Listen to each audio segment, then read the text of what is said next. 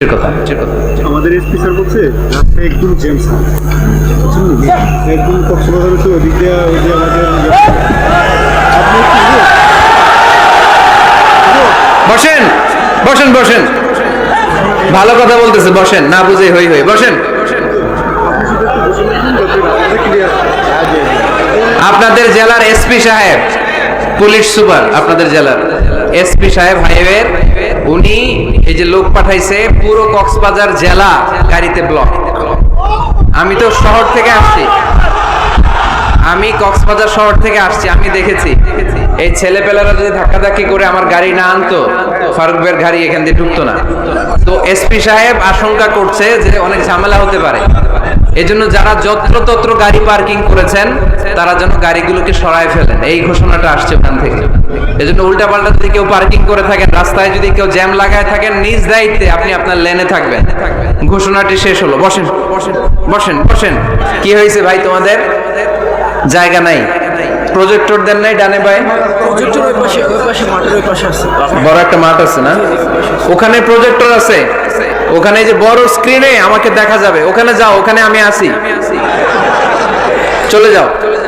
ধাক্কাধাক্কি করো না, ধাক্কাধাক্কি করো না। কোরআনের মাহফিলে ধাক্কাধাক্কি করা এটা খুব খারাপ, এটা ঠিক না। জায়গা না পেলে দাঁড়িয়ে থাকো, যারা জায়গা পান নাই দাঁড়িয়ে থাকেন। আলহামদুলিল্লাহ, আল্লাহর মেহেরবানি, আমার মাহফিলগুলোতে ইয়াংরা খুব বেশি আসে। আমি খেয়াল করে দেখলাম যে 15 থেকে 25 বেশিরভাগ। গলার জোর দেখছেন, জোর আলহামদুলিল্লাহ। মুরব্বী ভাইরাও আসে, তো এই জন্য আমি ওই আপনির পরিবর্তে অনেক সময় তুমি বলি, আমি বলি যে বসো। তো কয়েকজন আমার বললো, হুজুর আপনি যে বসো বলেন, অনেক মুরব্বী তো আছে এখানে, মুরব্বী। তো আমি মুরব্বীদের দিকে ইঙ্গিত করে যখন বলি তখন বলি যে বসেন। এখন বসেন বললে আবার লোকজন বলে বসেন বসেন। ভেজাল আছে না নাই? কয় দিকে খেয়াল করবো বলে? হুজুর যেদিকেই যায় ওদিকেই দোষ। হুজুর ইংরেজি পারে, এটাও দোষ। এই হুজুর ইংরেজি পারে না, এটাও দোষ। হুজুর খায় বেশি, এটা দোষ। এই হুজুর কিচ্ছু খাইতে পারে না, এটাও দোষ। হুজুর বিয়ে করে না, এটা তো মহা মুসিবত, এলাকার ইমাম তো বানানোই যাবে না, মহা দোষ। হুজুর অনেকদিন পরে বিয়ে করছে, এটাও দোষ। আছে না নাই? তো অন্যের দোষ যেন আমরা না খুঁজি। সম্মানিত ভাইরা, আমরা ধাক্কাধাক্কি না করি, আমরা বসে যাই। অনেক মানুষ, শৈত্যপ্রবাহ, কিন্তু শীতের কোনো ছোঁয়া এখানে নাই।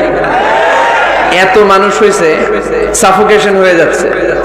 তো এই জন্য ধাক্কাধাক্কি করা যাবে না। নিরবিচ্ছিন্ন একটা পরিবেশ, নিঝুম নিস্তব্ধ একটা পরিবেশ আমাকে উপহার দিলে আমি চেষ্টা করব কোরআন থেকে একটা ভালো আলোচনা উপহার দেবার। সূরাতুত তাওবার 112 নম্বর আয়াতে আল্লাহ তাআলা আমাদেরকে কিছু গাইডলাইন দিয়েছেন। 9টা গাইডলাইন। কয়টা? সবাই বলেন কয়টা? এগুলো খেয়াল করে মুখস্থ করে নিয়ে যাওয়া যাবে আজকে? মুখস্থ করে আবার আরেকজনের শোনায় দিবেন, পারা যাবে? যে এই 9টা বিষয় যদি কেউ লালন করে, নিজের মধ্যে ধারণ করে, আল্লাহ তাকে জান্নাতের সুসংবাদ দিয়েছে। আমরা জান্নাতে যেতে চাই কি চাই না? বাল্লিগু আন্নি ওয়ালাউ আয়া। একটি আয়াত হলেও আল্লাহর হাবিব বললেন পৌঁছে দাও। আমাদের ধর্মের এই মিশনারি ওয়ার্কটা, এটা সবার দায়িত্ব। মিশনারি ওয়ার্ক, দাওয়াতি অ্যাক্টিভিটি, এটা শুধু মিজানুর রহমান আজহারির দায়িত্ব না। উনি এসে এসে শুধু দাওয়াত দিবে না, এটা সবার দায়িত্ব। আমি যদি বেশি জানি তো বেশি শোনাবো, আপনি কম জানলে কম শোনাবেন। আপনি যদি শুধু জানেন লা ইলাহা ইল্লাল্লাহ মুহাম্মাদুর রাসূলুল্লাহ, আপনি তাহলে অতটুকুর দাওয়াত দিবেন। সবাই আমরা দাঈ ইলাল্লাহ। এজন্য কথাগুলো শুনবো, প্রথমত আমরা যেন এগুলো ধারণ করতে পারি, এগুলো পালন করতে পারি। কক্সবাজারের ভাইরা, অনেক ভাইরা এসেছেন, আমাদের সময় অনেক দামি। অনেকে দোকান পাট, ব্যবসা বাণিজ্য বন্ধ করে টাকা খরচ করে এসেছেন, সময়টা যেন কাজে লাগে। আমরা আমাদের নিয়তকে খালিস করে নেই, যে আজকে আমরা যা শুনবো ঠান্ডা মাথায় ইখলাসের সাথে আমল করার নিয়তে শুনবো, এবং যা শুনবো মনে রাখবার চেষ্টা করব এবং এটা পৌঁছে দিব, ঠিক কিনা? সবাই কি একমত? দ্বিমত আছেন নাকি কেউ কেউ? সবাই একমত তো? আসুন আমরা সরাসরি কোরআন থেকে তাফসীর শুনি। এই আয়াতটিতে আল্লাহ তাআলা মুমিনদের 9টি গুণের কথা বলেছেন। আমরা একে একে ধারাবাহিকভাবে গ্রাজুয়ালি 9টি গুণের কথা শুনব। প্রথম যেই গুণের কথা আল্লাহ তাআলা বলেছেন, আল্লাহ তাআলা উল্লেখ করছেন মুমিনদের প্রথম বৈশিষ্ট্য হচ্ছে আত্তাইবুনা। আমার সাথে সাথে সবাই পড়েন আত্তাইবুনা। সবাই পড়েন নাই, সবাই পড়েন আত্তাইবুনা। মানে মুমিনরা তওবা করে। কি করে? আত-তাওবা। সূরার নাম হচ্ছে আত-তাওবা। আত-তাওবা মানে to go back to your Lord. আপনি আপনার রবের দিকে ফিরে যাবেন। প্রথম পয়েন্ট নিয়ে আলোচনা আমরা শুরু করে দিলাম অলরেডি। কথা বন্ধ করে কান দুটো খরগোশের কানের মতো খাড়া করে আমার দিকে তাকান।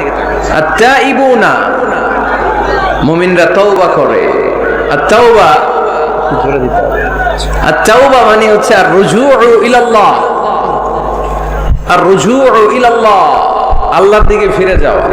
আমাদের ভুল হতে পারে, ভুল হলেই আমরা ফিরে যাই যার দিকে, তিনি কে? আল্লাহর হাবিব বললেন কুল্লুকুম খাত্তাউন, তোমরা সবাই পাপী। আমরা সবাই কি? কক্সবাজারের ভাইয়ের আমরা সবাই, আমরা যে পাপী এটা বলতে আপনাদের লজ্জা লাগতেছে অনেক। আমরা পাপী না সবাই? শুধু কি পাপী? পাপীর ঘরের পাপী, ঠিক কি না? পৃথিবী না জানুক আমি তো জানি, আমি কি পাপ করেছি হায়। পৃথিবী না জানুক আমি তো জানি, আমি কি পাপ করেছি হায়। আমার পাপের করলে বিচার, বাঁচার আমার নাই উপায়। দয়াময় প্রভু মাফ করো আমায়, মাফ করো আমায়। পড়েন আমিন। পৃথিবীর কেউ না জানলেও প্রত্যেকের পাপের হিসাব প্রত্যেকের কাছে আছে না নাই? এজন্য আল্লাহর হাবিব বললেন কুল্লুকুম খাত্তাউন, তোমরা সবাই পাপী। শুধু পাপী না, পাপীর ঘরের পাপী। ওয়া খায়রুল খাত্তাইনা আত-তাওয়াবুন, আর এই পাপীদের মধ্যে সবচাইতে ভালো পাপী যেই পাপী পাপ করার পরই তওবা করে। ইয়া আইয়ুহাল্লাযীনা আমানু তুবু ইলাল্লাহি তাওবাতান নাসুহা। ও বিশ্বাসীরা, তোমরা যদি অন্যায় করে ফেলো, তোমরা যদি ভুল করে ফেলো, তোমরা যদি নিজের নফসের উপর জুলুম করে ফেলো, উপলব্ধি আসার পরে আমার কাছে ক্ষমা চাও, তওবা করো। তওবার মতো তওবা করলে আমি জীবনের সব গুনাহ মাফ করে দিতে পারি। তিনি দয়াময়, তিনি মেহেরবান। তার দয়া যে কত বিশাল আপনি কল্পনাও করতে পারবেন না। তুবু ইলাল্লাহি তাওবাতান নাসুহা, তওবার মতো তওবা। তাওবাতুন নাসুহা মানে কি? তওবার মতন তওবা, এমন তওবা যে তওবাতে আল্লাহ আপনারে মাফ করবেই। যেই তওবার মধ্যে জড়িত আছে আবেগ, যেই তওবাতে জড়িত আছে চোখের পানির স্পর্শ, চোখের পানির এত দাম। অনুতপ্ত বান্দা যখন গুনার কথা স্মরণ করে কাঁদে, চোখের পানি ছেড়ে দেয়, এই চোখের পানি চোখ বেয়ে নাকের ডগাবে মাটিতে পড়ার আগেই আল্লাহ অনুতপ্ত বান্দার জীবনের সব গুনাহ মাফ করে দেয়। এজন্য চোখের পানি ছাড়তে হবে। আমাদের হৃদয়ের ভেতরটা অনেকের খুব শক্ত, নরম হয় না, চোখ দিয়ে পানি নামে না। সর্বশেষ কবে যে আমরা কেঁদেছিলাম অনেকের মনে নাই। এরকম আছে না নাই? যদি জিজ্ঞেস করি ভাই আল্লাহর ভয়ে সর্বশেষ কাঁদছিলেন কবে, মনে নাই। কবে যে কাঁদছিলাম, এত ব্যস্ত আমি, কখন কাঁদবো, কাঁদার তো সময় নাই। এরকম আছে না নাই? না। কুল্লুকুম খাত্তাউন, সবাই পাপী। আর এই পাপীদের মধ্যে সবচেয়ে বড় পাপী যে পাপ করার পরই তওবা করে। আপনার পাপ কত বড়? কি অন্যায় করেছেন আপনি? কি গুনাহ করেছেন? কত বড় জুলুম করেছেন? আপনার পাপ, আপনার অন্যায়, আপনার ভুল, আপনার জুলুম যত বড়ই হোক, আল্লাহর দয়া, আল্লাহর ক্ষমা তার চাইতেও বড়। আমাদের পাপ যদি হয় খালের পানির সমান, বিলের পানির সমান, জেনে রাখবেন আল্লাহর দয়া সাগরের পানির সমান। আমাদের পাপ যদি হয় পাহাড়ের সমান, আল্লাহর দয়া আকাশের সমান। এজন্য আল্লাহ বললেন তুবু ইলাল্লাহি তাওবাতান নাসুহা, তওবার মতো তওবা করো, তওবার মতো যদি তওবা করতে পারো সব গুনাহ মাফ করে দিতে পারে কে? কত যে দয়াময় তিনি, কত যে মেহেরবান। দয়ার ভালোবাসাকে তিনি 100 টুকরা করেছেন, এক টুকরা আমাদের সবার মাঝে ভাগ করে দিয়েছেন, 99 টুকরা উনি নিজের মধ্যে রেখে দিয়েছেন। দেখেন আমাদের এক টুকরার ভালোবাসার নমুনা পৃথিবীব্যাপী আপনি খোঁজ করে দেখেন, কত ভালোবাসার ঘটনা। এক একজন যে কত লাভ স্টোরি জানে, যদি জিজ্ঞেস করি ভাই একটা লাভ স্টোরি শোনান, আপনি ঘটনা শুনতে শুনতে নিজেই কাঁদতে শুরু করবেন। এত চমৎকার লাভ স্টোরি, এত চমৎকার ভালোবাসার উপন্যাস, এত চমৎকার নাটক, ভালোবাসার দৃশ্য দেখলে অবাক লাগে। বন্ধু বন্ধুর জন্য ভালোবাসা, স্বামী স্ত্রীর জন্য ভালোবাসা। নেপালের ওই যে কি যেন একটা এয়ারপোর্টে আমাদের ইউএস বাংলার একটা এয়ারক্রাফট ক্র্যাশ করেছিল, হ্যাঁ, হাজবেন্ড ওয়াইফ, কি নাম এটার? ত্রিভুবন ইন্টারন্যাশনাল এয়ারপোর্ট, ত্রিভুবন। এই ত্রিভুবনে আমাদের পাইলট যখন সিগন্যাল চাচ্ছিল ওখানে ওই 10 না 01 নাকি 20 এই নিয়ে কনফিউশনের কারণে ওনারা সেফলি ল্যান্ড করতে পারে নাই, মারাত্মক ক্র্যাশ। কিছু ফ্যামিলি দেখলাম, নিউ কাপল, ভেরি নিউ কাপল, নতুন বিয়ে হয়েছিল, হাতে মেহেদির দাগগুলো শুকায়নি তখন, জ্বলে পুড়ে হাজবেন্ড সারখার, কিন্তু হাজবেন্ড আর ওয়াইফের হাত এই যুগল আলাদা হয়নি। স্বামী তার স্ত্রীকে ধরে রেখেছিল শেষ মুহূর্তে, বিমানের ভেতরে যখন ফায়ার, গ্যাসের মধ্যে ওরা চিৎকার করছিল, শেষ নিঃশ্বাস যখন ত্যাগ করছিল, হাজবেন্ড তার ওয়াইফের হাত ছাড়েনি, ওয়াইফ ছাড়েনি স্বামীর হাত। ভালোবাসার নমুনা। এক ফোঁটা, এক ভাগ ভালোবাসার ছিটে ফোঁটা আমরা পেয়েছি, ঠিক কিনা? ওই এক ভাগ কি আমি একা পাইছি? আপনি একা পাইছেন? আমরা সবাই মিলে।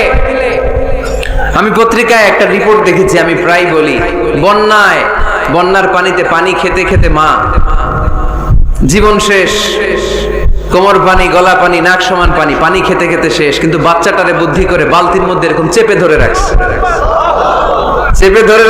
বন্যার পানিতে পানি খেতে খেতে মা শেষ। আল্লাহর মেহেরবানিতে বাচ্চাটা মরে নাই। এই কলিজার টুকরা দুধের বাচ্চার জন্য মা জীবন দিয়ে দিল। এই বাচ্চার জন্য মায়ের হৃদয়ে ভালোবাসাটা ঢুকাই দিছে কে? দুনিয়ার ভালোবাসার নমুনা যদি এই হয়, 100 টুকরা ভালোবাসার এক টুকরার এক্সাম্পল যদি পৃথিবীতে এই হয়, যার মধ্যে 99 টুকরা ভালোবাসা তিনি রেখে দিয়েছেন, তার ভালোবাসা বেশি না কম? এজন্য আল্লাহ বললেন তওবার মতো তওবা করো, ক্ষমার মতো ক্ষমা চাও, কাদার মতো কাঁদো, কাদার মতো কাঁদলে সব মাফ করে দেয় কে?